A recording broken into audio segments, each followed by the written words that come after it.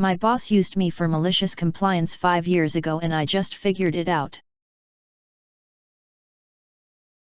This has nothing to do with Minecraft. Story starts now.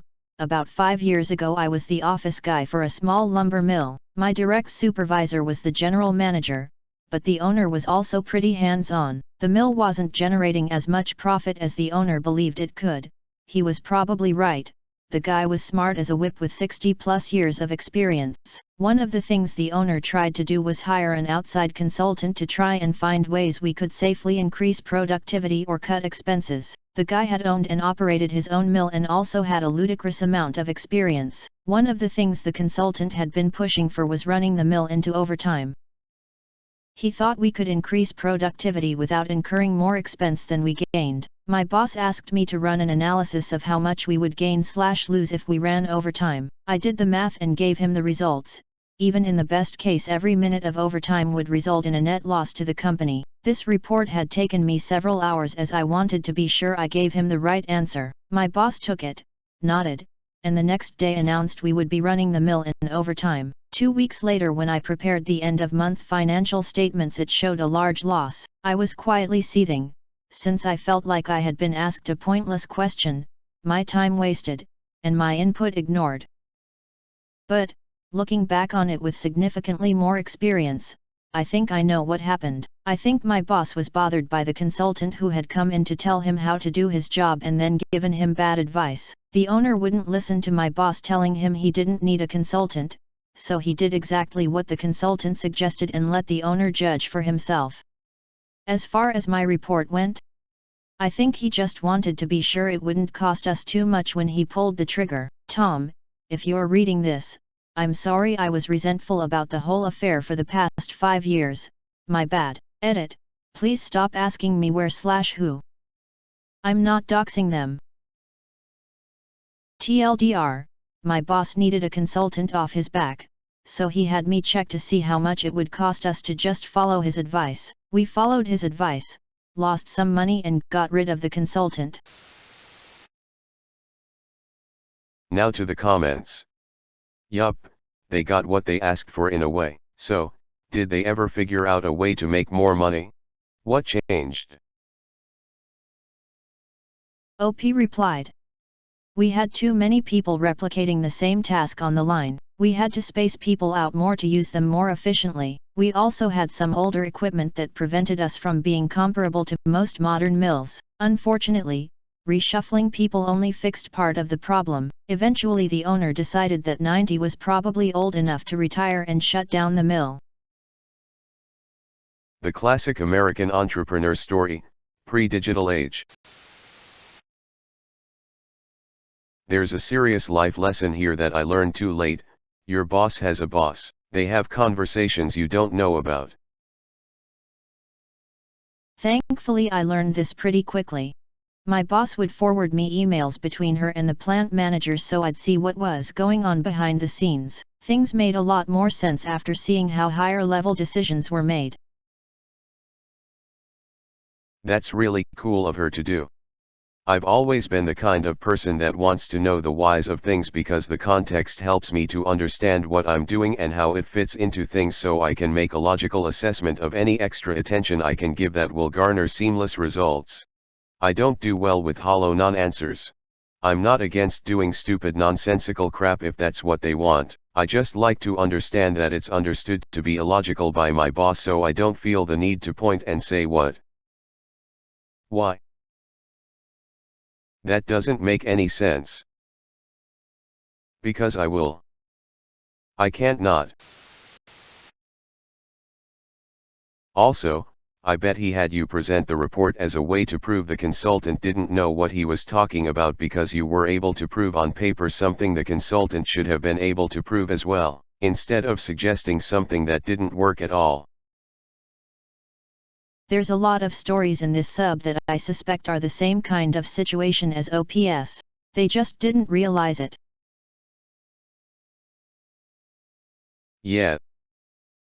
I was in a weird role where I was still working on a help desk, available if we got buys, but my primary roles were basically looking at data, running reports, etc. I sat within about 30 of the office where my boss sat, and he'd randomly open the door, and just person, can you quickly figure out?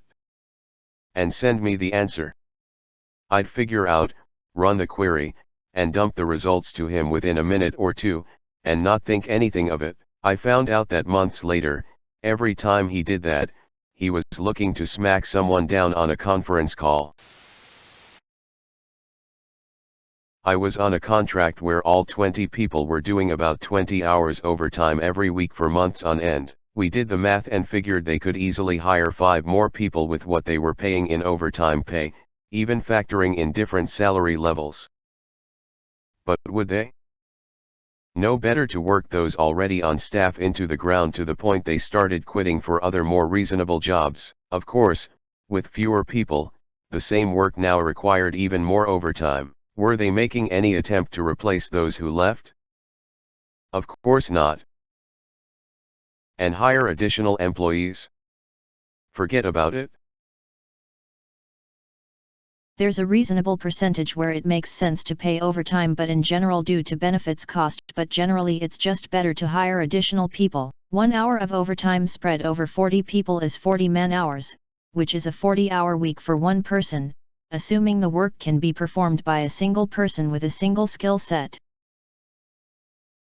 I can never keep track if overtime is a good thing or a bad thing. The same person will complain no matter what happens, they keep scheduling me for all this overtime. I reply, that's great, you get extra pay. But I never get any time off. They cut all our overtime. I reply, then you have time off. But I need that extra OT pay. Finally, I realized that people just like to complain about their job. Potentially, a bright chap, but I do take points off for not coaching you. Not explaining apparently nonsensical decisions can badly affect morale. Sometimes, with consultants and other pushers of new, it can make sense to let it fail. Failure is a very useful learning experience for all concerned. Being the one who always says no can get a bit precarious, so if it's not so important, then that's not a hill to die on. OP replied. I imagine that's why the timing was critical, exactly one payroll period before the end of the month. Let it fail, but let it fail as softly as possible. I agree with you Gumbrilla. Your boss should have coached you, if not before at least after, because this affects morale. It is so true. So very true. As a manager, I sometimes have to ask my team for things that seem odd or pointless to them, but in the bigger picture, it's related to protecting my team and doing what is best for the company. I can't always tell them the background, and a lot of times when they do ask and I explain it to them, they just can't grasp the larger picture.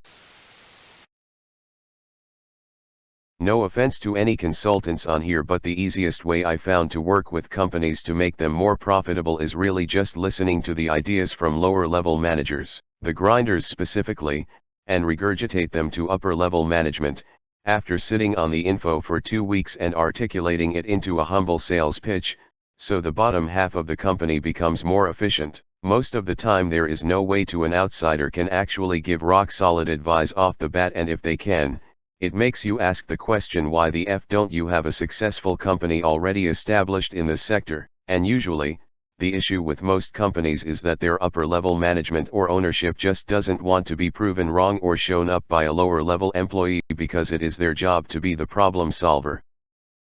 This is why companies with a healthy culture and healthy-minded owner only require technical or trade-specific advice to tackle a specific problem. I've said before that a lot of consulting is taking information freely available to upper management and putting a price tag on it. Then management is more likely to listen, because if they don't, it means they paid for useless advice and that makes them look stupid. Consultant here. I'm always amazed at how high-level managers get sold on bad ideas frequently. I was in a situation a couple years ago where another consulting company had identified all of the problems with our company's implementation of some specific enterprise software.